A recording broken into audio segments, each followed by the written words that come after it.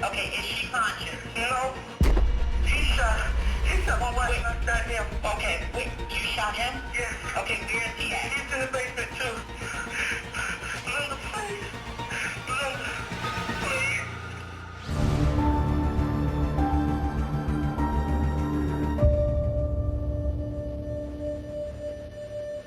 Derek and Linda Yancey were respected members of DeKalb County's Sheriff's Department and husband and wife. The high school sweethearts had 2 children and lived in the upscale Stone Mountain neighborhood. They were a model of success. But on June 9th, 2008, Linda was murdered in a bizarre robbery witnessed by Derek, who killed the perpetrator. Questions immediately began to swirl around the strange tale of a robbery gone terribly wrong.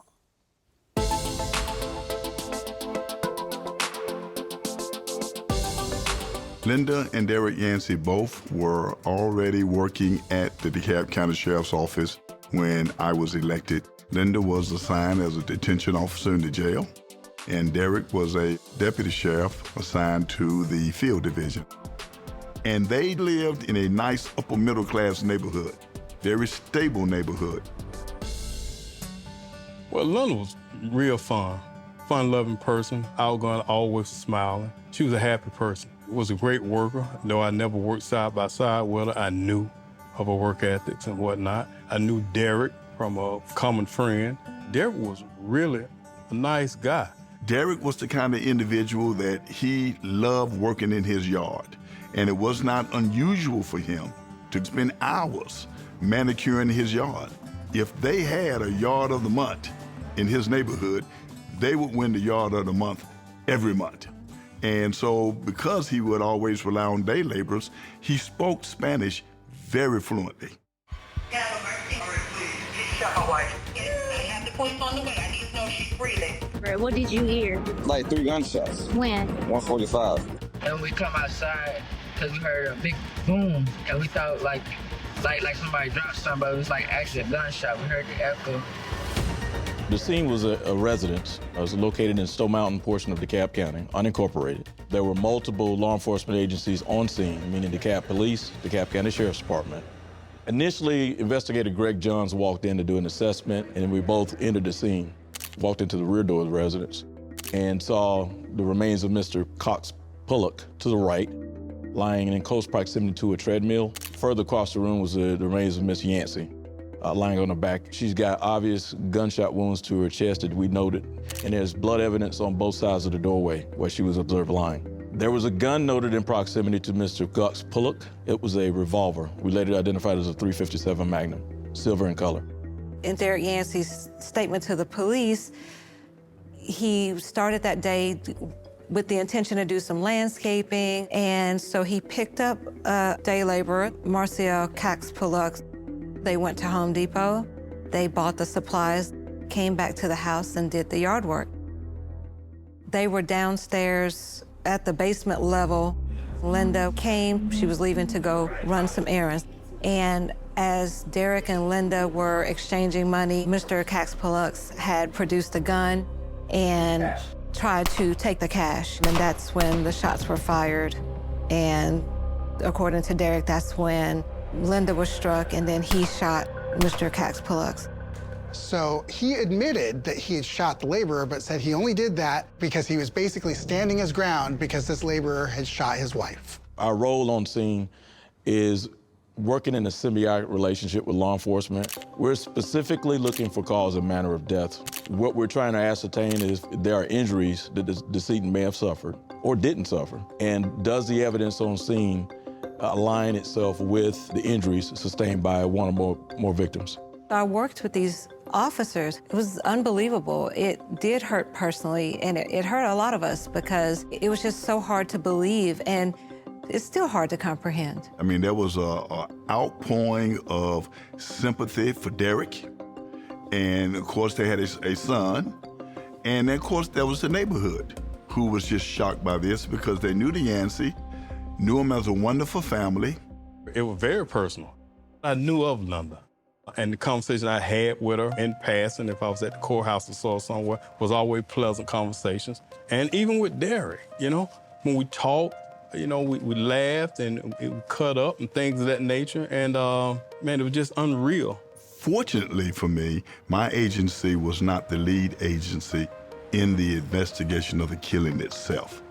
So I was able to devote 100% of my time to the emotional stability of my employees, encouraging them to express whatever feelings they may have.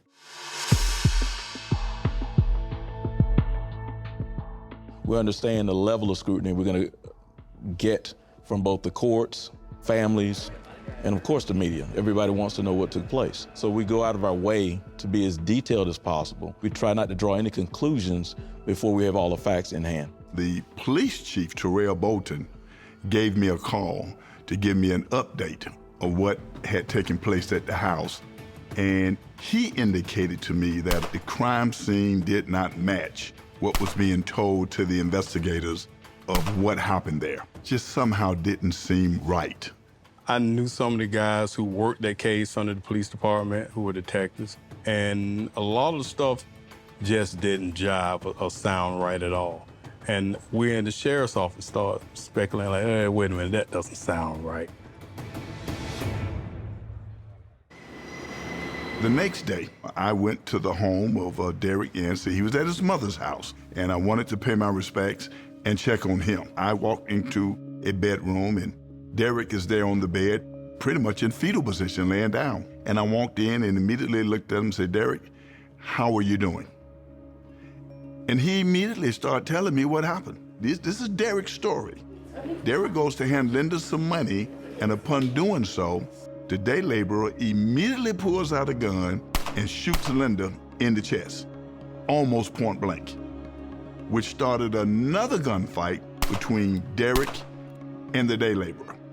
Derek was able to get 1 or 2 shots into the killer and then call 911.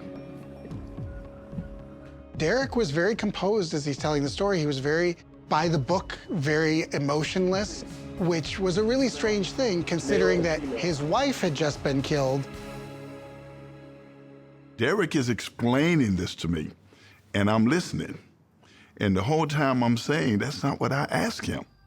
And so I said to him, well, Derek, I want you to take care of yourself, but I need you to come down to the headquarters and speak to the internal affairs investigators within the next 48 hours.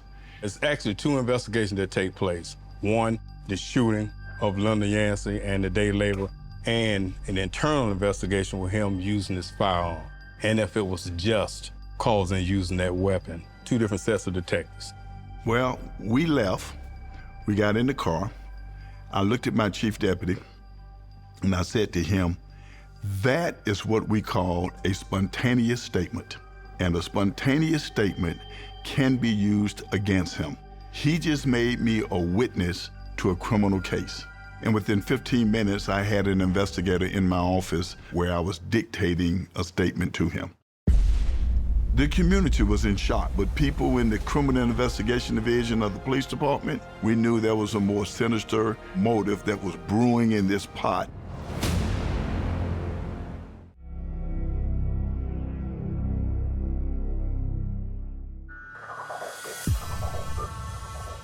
In the wake of Linda Yancey's murder, the police investigation begins to question her husband Derek's version of events. And as investigators look into the Yancey marriage, it's clear that there were signs of discord in the home.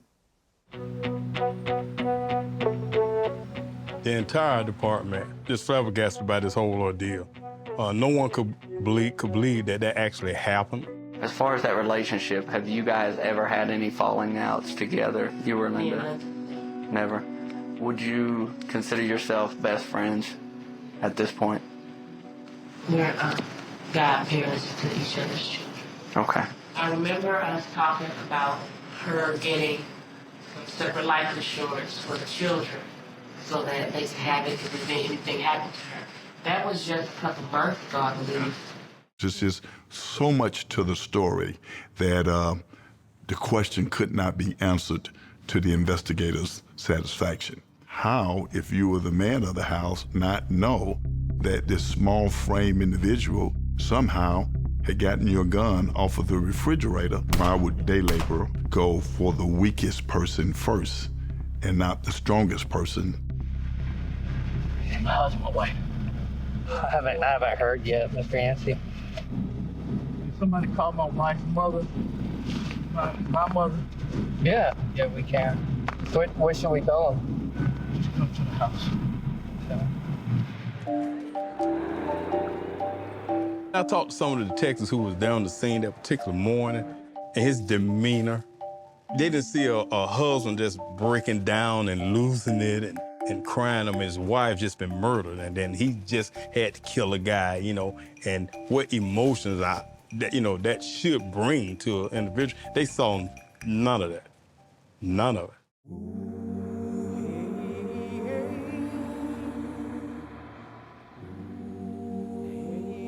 A lot of people who were there at the homegoing celebration, they were trying to celebrate her life, but there was almost a level of, I would say, resignation that she's in a better place, which is not something you would see with a brutal murder that just had happened. 99.9% of the people attending the funeral didn't have a clue what I knew. They honestly believed that this was a tragedy where Derek was unable to save his wife, who was killed by a complete stranger who was there allegedly just to do some yard work. There was a lot of sad people there, and a lot of people who were there that loved Linda. A lot of the people she went to school with came to the funeral also. Derek was sitting on the front row, and when the funeral is about to be over with, everyone in the dais will get up, then they would, only the front row, just go down and shake and hug each person. Yancey was the last person that I got to. And when I got to him, I reached out for his hand, and we made eye contact. And he's looking at me, and his body language is saying, I know you know more than you should know. And I'm saying to him with my eye contact, I know you're the perpetrator. I mean, it was that type of look. As far as the marriage goes, there were rumors that there were some difficulties taking place. Didn't really know a lot about that, but I did hear there were some problems and that she wanted out of the marriage. Linda didn't tell me about him putting hands on her. I know the verbal abuse was there. I know that she had mentioned before, you don't know Derek. That's what she would say. You don't know Derek. I had another employee to come to me months earlier and express a concern that she believed that Linda and Derek was having some marital problems, and she accused Derek of physically abusing Linda. There was nothing consistent about what was relayed to us from Deputy Yancey that was consistent with what we saw on scene. From our perspective, there was a single shooter in the home. Mrs. Yancey was shot in close proximity. The physical evidence supported that. Mr. Cax-Puluc was shot initially at a distance and then subsequently shot in close proximity. Marcial was a small guy, and he was hired at a gas station just to do some day labor work. The problem with that is that he had a very different body type than Derek had. So he would have been shooting from a different angle, he would have been lower, he would have been wirier. So the cops start saying, these angles don't make sense. These ballistics don't make sense. Where the bullets hit, how close they hit, none of this makes sense with the story that we're being told. The DA's office took the case before a grand jury, and Yancey was indicted on 2 counts of murder. Prosecutors wouldn't say much about the case. There will be evidence as to a motive. Yancey's attorney says police and prosecutors have it all wrong. He says his client, who resigned from the sheriff's office, is innocent, and his story will hold up in court. Mr. Yancey's innocent. It was just so hard to believe and to understand the impact, which at the time I was a senior public defender. I worked with these officers who investigated the case, and so my mind was all over the place. Do I not believe these officers? But I do believe them. I've worked with them on tons of cases. When it hit the news, it was big news. The community was in shock. The law enforcement community was shocked, but people in the criminal investigation division of the police department, we knew there was a more sinister motive that was brewing in this pot. She also confided to me a while back that Derek was trying to get her policy on her. She told you she was serious when she said that he took out life insurance policy on her 6 months to a year ago. We was in a serious conversation. Linda's life was insured for $700,000, and that was money that they needed. This family was in some real financial trouble, and that's something that the cops will always look at. Who's going to benefit financially from this murder? Nobody called to report Derek was gone. No one at the courthouse was on duty. This is a guy who could be anywhere at this point, and nobody had any clue where he'd go.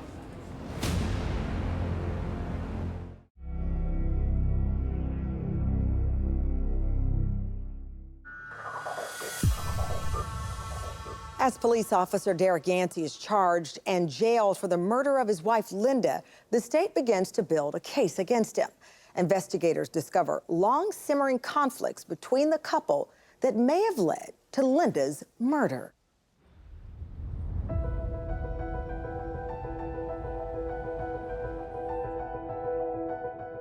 The bail is set at $150,000, which he can get together, and he gets out of jail. And they put an ankle monitor on him, and they take him to his mother's house. That's where he's staying. And everything's fine at first until the ankle bracelet is cut and he disappears. Nobody called to report Derek was gone.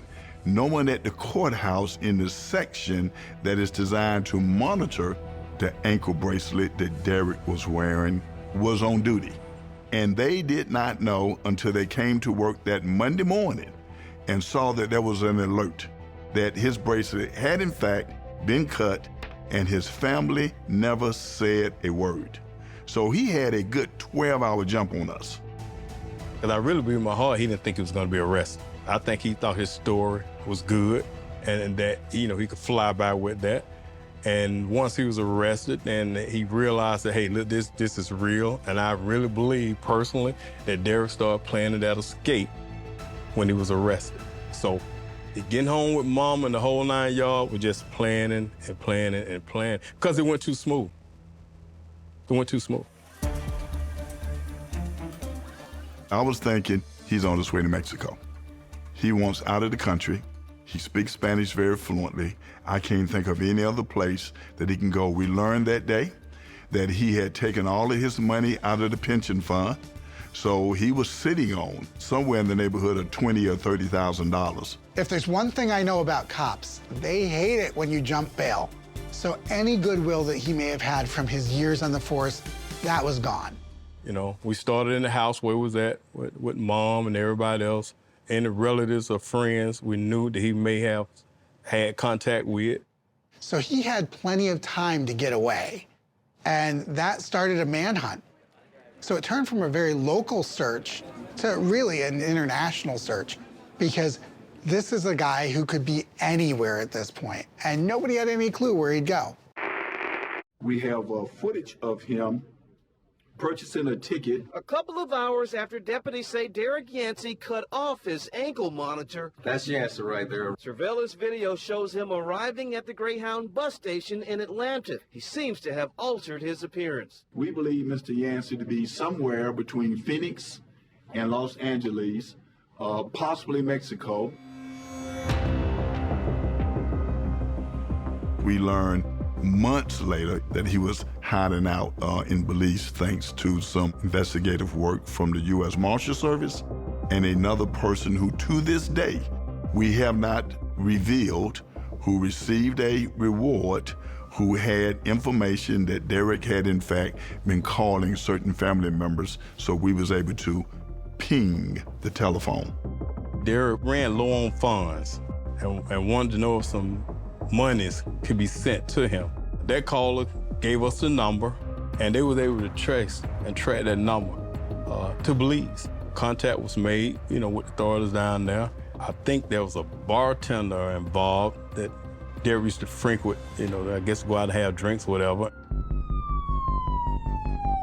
We had the Marshal unit and our unit went down, and sure enough, he was there, And he was taken into custody down there. He was brought back to me, and I the one took him back to the DeKalb County Jail.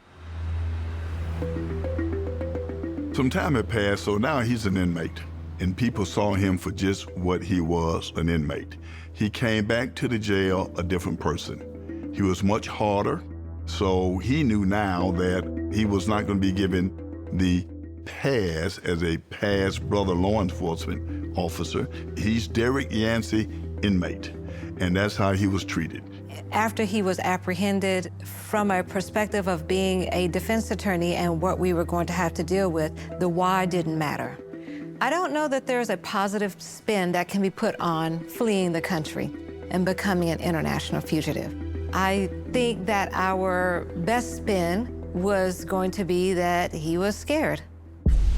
On June 9th, 2008, Linda Yancey was executed by this man, her husband, Derek Yancey. I'm confident that you will see that Mr. Yancey is an innocent man.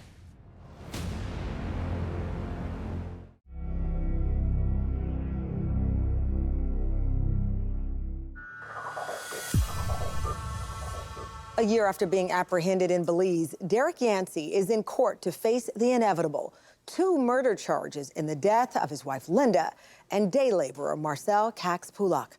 Prosecutors claim he staged the crime scene to look like a robbery. Convincing a jury may not be as easy. Are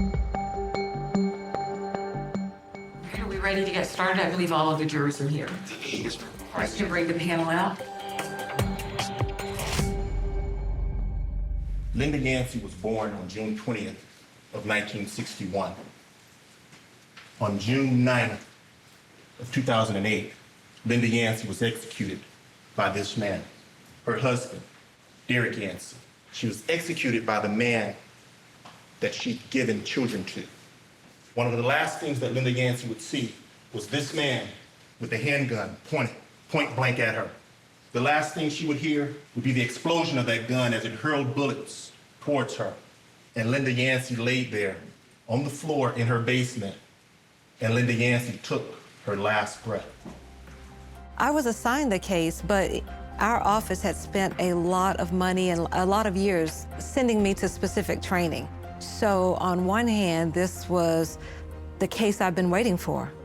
And on the other hand, I'm completely in disbelief that this is the case I've been waiting for. Derek Yancey is an innocent man. He's before you today as a result of several intersecting tragic events. The first tragic event was that Marcial Cax-Puluc decided on that day to fill a need and rob Mr. Yancey's wife, Linda. The second intersecting tragic event that leads us here today is the police department's attitude towards Mr. Yancey from the get-go. He didn't have to talk to them that day. And when you've heard all the evidence and you've heard from all the witnesses and you've had a chance to deliberate, I'm confident that you will see that Mr. Yancey is an innocent man. I think the prosecution's strategy was to keep their strategy as well concealed as they could until the very last minute. I say that because I remember the witness list being several hundred names long, and they ended up only calling about 25. Raise your right hand. That is a common strategy to try to hide the ball, keep you guessing, make you stretch yourself too thin so you're not quite sure what's going on. Were you able to take a statement from Mr. Yancey on June 9th of 2008? Yes. And when he signed the statement, you noticed something on his hands? Correct. Could not immediately tell what it was. There small dots, looked like some type of possibly either a skin pigmentation or possibly blood spatter. We had the testing done, had the blood collected, tested, and it came up positive or presumptive for blood, and that was also collected, and he was photographed. Now, were you also shown photographs of blood patterns located on the defendant? Yes, sir.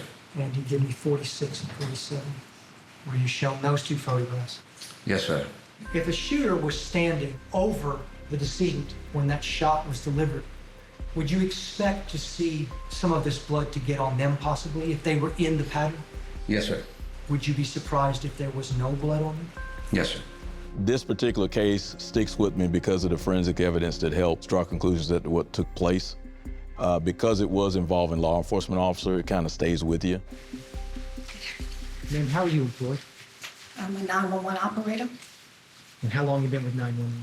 5 years. Okay, were you in fact a 911 operator on June 9th, 2008? Yes. Emergency operator, please, the exact location of your emergency. Operator, please prevent Rob. What did he shot my wife? What did that, sir? He shot my wife. I have the police on the way. I need to know if she's breathing. No. Okay, listen to me, okay? She's laying flat on her back, right? Okay. Place the heel of your hand on the breastbone in the center of her chest. Put the other hand on top of that hand.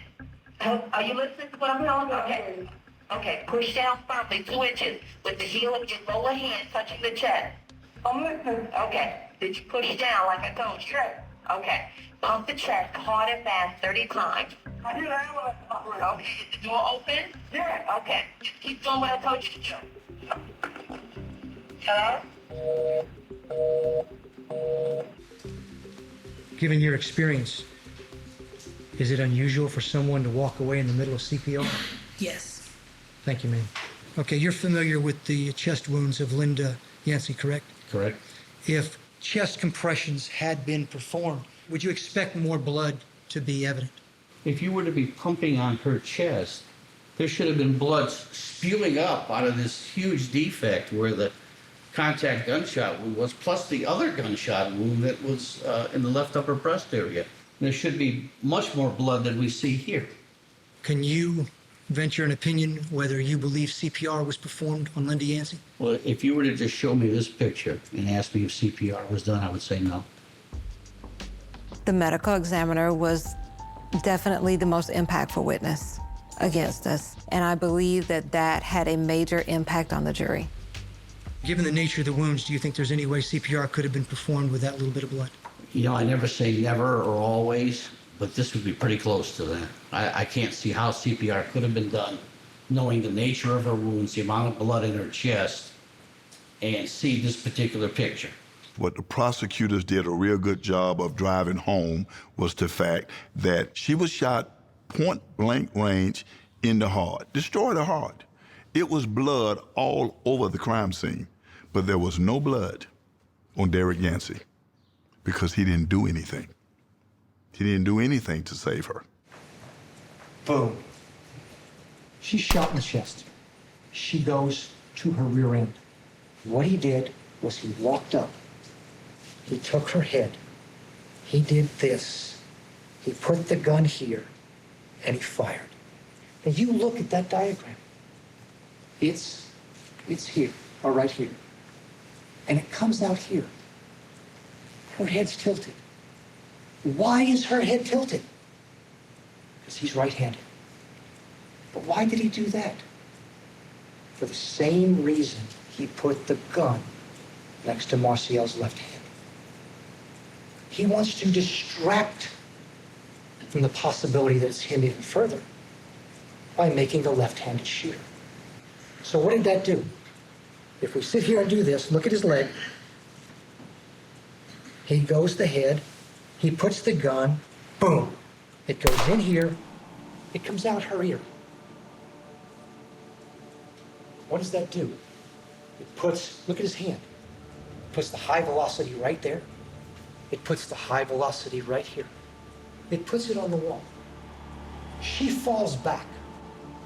Does a robber now, who wants the money, who has another person right here, a larger male, ignore him, step up, shove the weapon into her chest, and fire one more time? Why even fire the second shot if what he wanted was money? No, the defendant did that. Because his motive was not money. His motive was murder. Did Linda ever tell you anything pertaining to her domestic relationship with Derek Yancey? She told me that he would shoot her and he would kill her.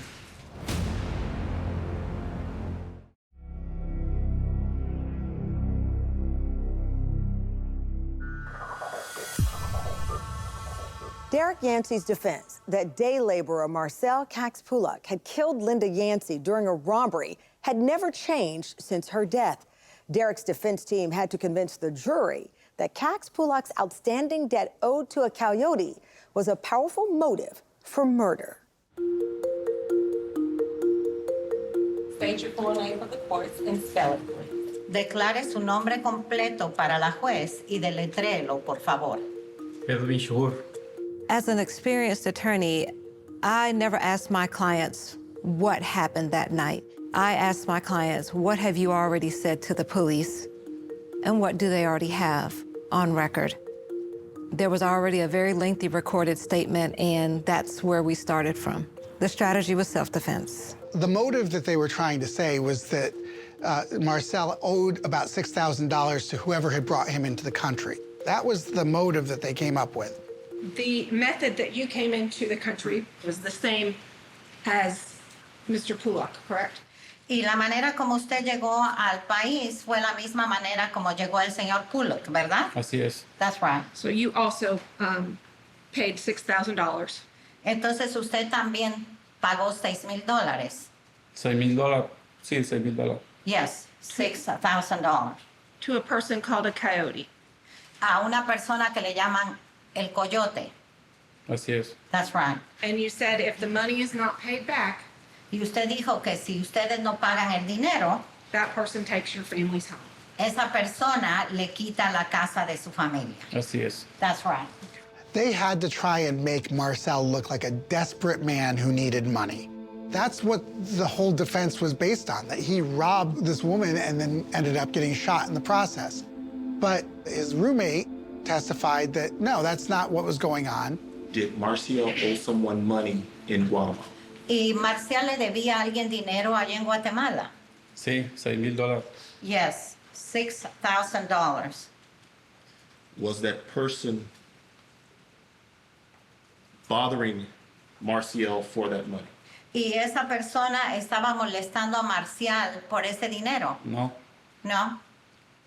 If Marcial had trouble paying the money, would they give him more time? Y si Marcial tuviera problemas para pagar ese dinero, ¿le darían más tiempo? Sí. Yes. Even if he did owe $6,000, that doesn't immediately turn you into a murderer. It really felt like they were just trying to cook up a motive. Was Marcial right-handed or left-handed? ¿Y Marcial era zurdo o derecho? Derecho.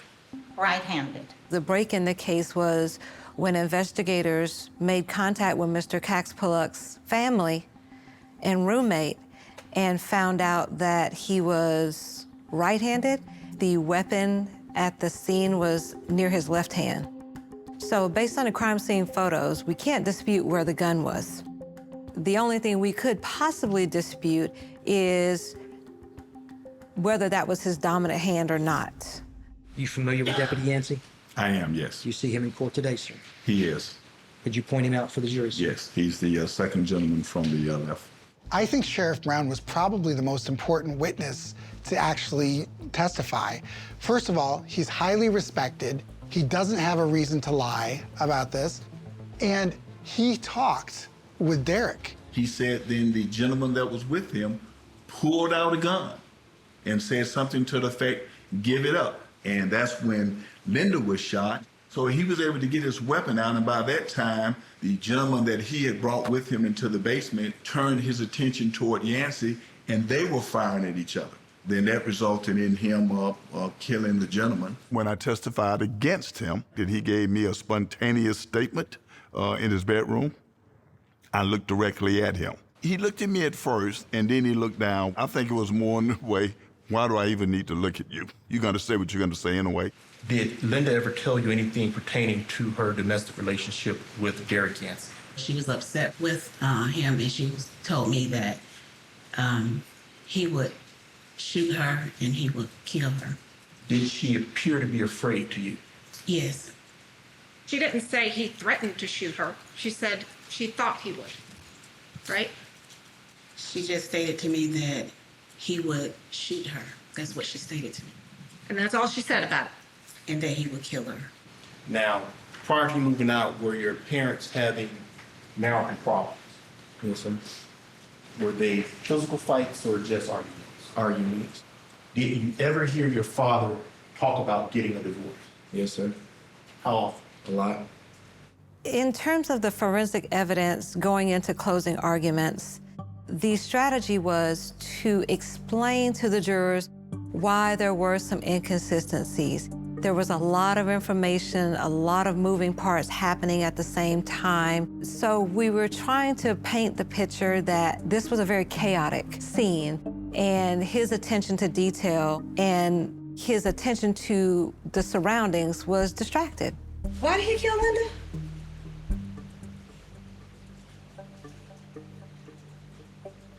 Why? There's no motive. But let's talk about who does have a motive. Marcial Cax-Puluc. He had a motive to rob. There is all kinds of reasonable doubt in this case. The state has not proven to you anything that they set out to prove to you. Their roadmap has led you nowhere, except to not guilty.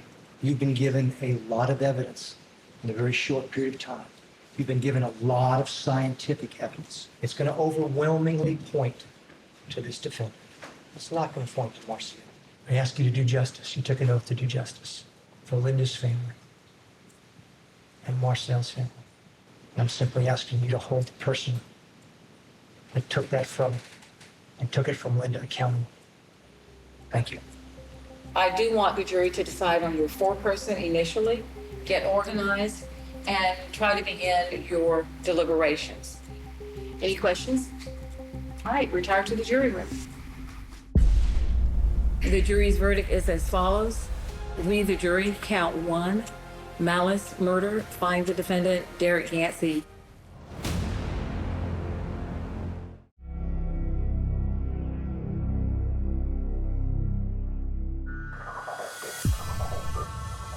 Two and a half years after the murder of Linda Yancey and Marcial Cax-Puluc, Derek Yancey's trial came to a close.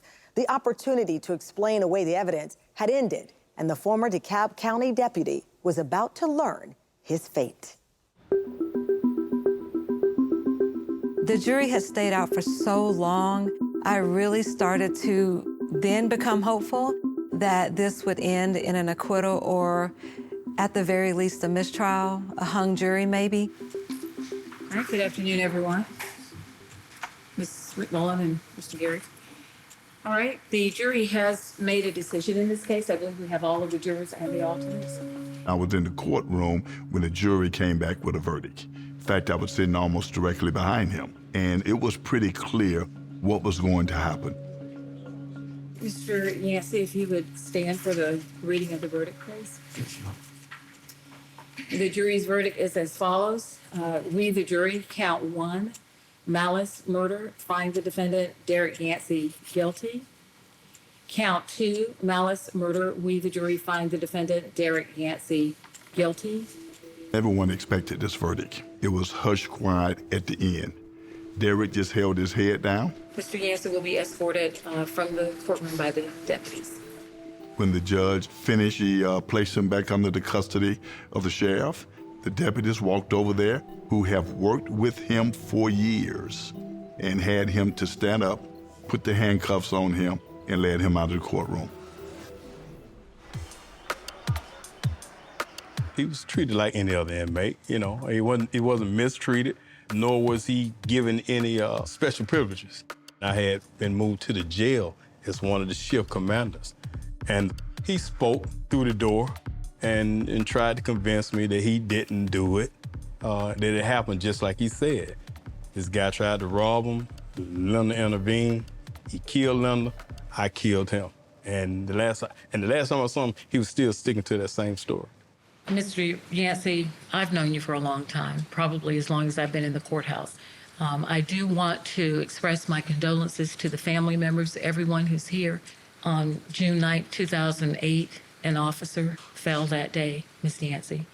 She was an officer, she was a wife, she was a mother, she was a daughter, she was a sister, she was a friend. Mr. Cax-Puluc, who had barely begun to live his life, he died that day. And is also not lost on the court, and probably yourself, that today an officer has fallen. Because you were a law enforcement officer. The judge knew him. The judge says to him, I've known you for so many years. Everybody, the bailiffs, everybody there in that courtroom knew Derek. Well, Mr. Yancey, as to count 1, which involves the conviction of malice murder, as to Ms. Linda Yancey, I am going to impose the mandatory sentence required under Georgia law of life in prison.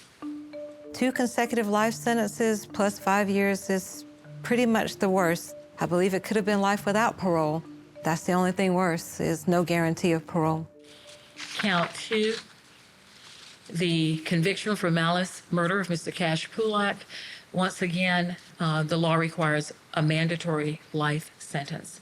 And I do feel it is appropriate, Mr. Yancey, to have count 2 run consecutive with count 1 for each life that was taken in this very tragic event. It always is worse when it's one of your own. It's more tragic when you know the spouse and the husband, and they both work with you day in and day out. Derek was a good deputy, and that's where Derek let down the agency, let down his family. So it's just a tragedy all the way around. Sad, sad tragedy. You also have the right, Mr. Yancey, to file a motion for new trial or a notice of appeal. Do you have any questions, Mr. Yancey? No, yeah. All right, good luck, Mr. Yancey. Thank you. Derek hired a new lawyer who basically said that his old lawyers should have objected to some of the things that he said during the police interview. They were actually saying that he didn't have an adequate defense, and that didn't really go anywhere. Everything that we objected to, we objected prior to trial in writing, and none of those issues were violated. It's a matter of having to pick and choose. So you can't object to every little thing, because then it comes across to the jury as you're being defensive unnecessarily. I never would have believed, Derek could do something like that, and especially to a person like Linda. Well, Derek was a good officer. So, losing both of them was crazy. And not just Linda, the other young man also that was involved in that. It was just crazy. He got what he deserved. He's in jail for the rest of his life. He envisioned he was going to get a life insurance policy, that he would get custody of his son, that the young man from Central America that was killed would be named the killer, and he'll go on and live happily ever after. The way he had envisioned this just simply was not gonna happen. Derek Yancey is currently incarcerated at Long State Prison in Ludowici, Georgia. The life insurance policy Derek hoped to collect on went to the couple's 2 boys who've been raised by Linda's family. Derek will be 111 before he's eligible for parole.